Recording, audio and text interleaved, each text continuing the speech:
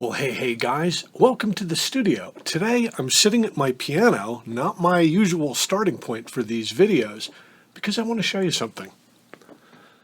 This little tablet,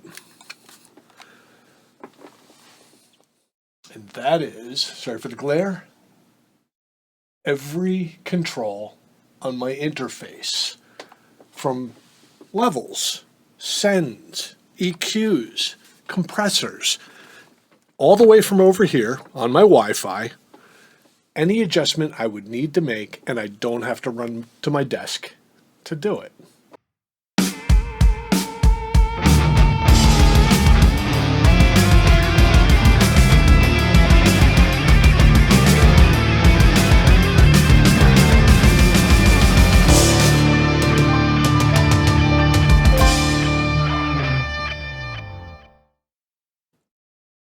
Here's another version of it.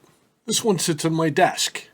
I have my main DAW monitors up above it, and this one, touch controls, touch EQ, anything that I might need to do to a particular channel or send, including gates, reverb if I should need it for monitoring that might not necessarily be tracked. Super helpful, very easy to use, very reminiscent of a Raven type setup, based on a touch monitor that I think cost about $250 and software included with the XR18. You're hearing the XR18 right now. In fact, all the music you hear come out of this studio is done on the XR18. Let's take a look at it. Here it is at Sweetwater, $6.99. 16 inputs that are combination quarter or XLR, all Midas preamps, and 2 additional quarter-inch inputs. That's how it gets the name XR18, because it's really 18 inputs. 6 auxiliary sends, all XLR, in addition to the 2 main outs. If you've been following this channel for a while, you probably know a fair bit about this studio. It's been in business for over 20 years. I do this full-time. It is in my house, and I did run it commercially for years outside of my house. Now, I'm getting a little bit older, but I do still work full-time with a full roster of clients. I can tell you a few things about my needs. Number 1, 18 inputs. I use about 16 of them in here. Synthesizers, microphones, the vocal booth back behind me, sends, returns. I need things hooked up to work immediately so that my workflow does not get slowed down. Also, being able to do something like add reverb to a singer's headphones back in the booth, and the reverb's not actually getting tracked, but they like to monitor with some reverb, done, right in the XR18. Also, high-pass filtering. I know that I'm not going to use anything below about 75 hertz coming out of that vocal mic in there. I set it up for that channel to behave that way. I can have different EQs, noise gates, compression schemes set up for every single input on this thing, plus 4 overall effects, which include things like boutique EQs and boutique reverbs and chorusing or delays or anything that I want. And I can either just monitor that, or I can actually have it tracked with any of those effects on. Quite the time saver. How about the audio quality? Today's interfaces far surpass gear that great stuff was recorded on through the 60s, 70s, 80s. Even a fairly inexpensive interface will far outperform that.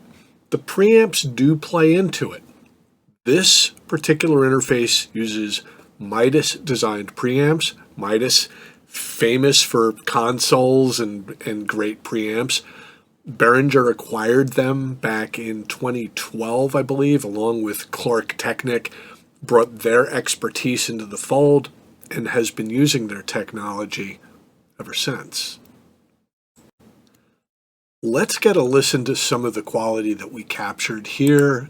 This is one of my artists. Her name is Kenzie. Tear me down with words that you don't mean, and never knew that they were true.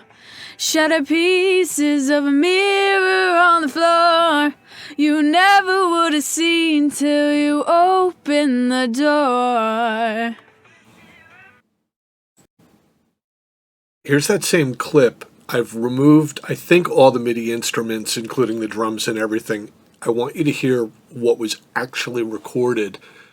Electric guitars, acoustic guitars, bass with that vocal. Tear me down with words that you don't mean, and never knew that they were true. The bottom line, guys, if you've watched this channel for a while, you know two things about me. One, I do this for a living. I've been a producer for 20 years. This is my only job. I have a full roster and a full clientele. The other thing that you know about me is this. I hate spending money on anything that my clients can't hear the difference or I can't hear the difference. You can go on YouTube and check out some A/B comparisons between this interface and that interface and this interface. The XR18 has been shot out against the Midas MR18, which is built on the same production line. It costs roughly double the price. There's other big famous interfaces out there. The UA Apollo, the Audient, which my buddy's studio runs an Audient. We have A/B'd those, and I will be honest, I can hear the difference between an Audient interface and my XR18 while it is being A/B'd.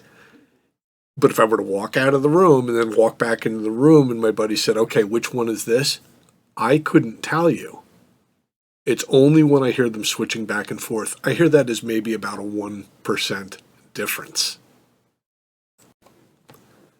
Let me leave you with this.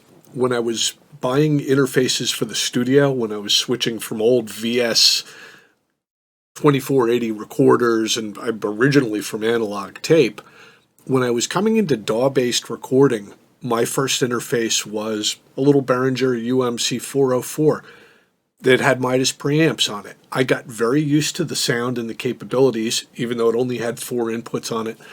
When I wanted more inputs, and when I wanted the ability to do processing in the interface, like EQ, gate, compression, and additional effects like reverb and delay, like we talked about, the XR18 was the best game in town for the money. And you will hear of some hatred for Behringer out there in the world. I used to be one of those guys. Behringer had a terrible reputation. They completely deserved it. High failure rate, almost no customer service. That was a long time ago. That was over 10 years ago. At this point, they are really cutting edge in terms of quality, in terms of customer support. The Music Tribe, which includes Behringer, Midas, Clark Technic, this is all very, very serious stuff. They're buying back the market means they're undercutting the prices of their competitors and offering you something better for your money. Above the XR18, look into the X32. It's been around for a while. Total badass. You need something really pro beyond what I'm running here. Check out the Wing with 40 inputs on it. These are good interfaces, and all the way down to the lowly UMC22, which has 1 Midas preamp on it and also a guitar input on it as well. The real quality stuff with the Asio drivers starts with the UMC202. Worth checking out. Thank you guys for coming out. We got work to do. Let's get to it.